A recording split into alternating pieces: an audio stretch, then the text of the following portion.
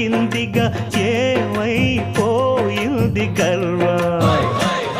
అరే శివుని శిరసు సింహాసనం పొందిన చంద్రుని గౌరవజనం నిన్నే చేసింది వేళ కోళం ఎక్కిన మదం దిగిల్దిగా తగిన ఫలం దక్కిల్దిగా ఏమైపోయింది గర్వం త్రిమూర్తులే నిన్నుగని తలొంచరా నిరంతరం మహిమను కీర్తించరా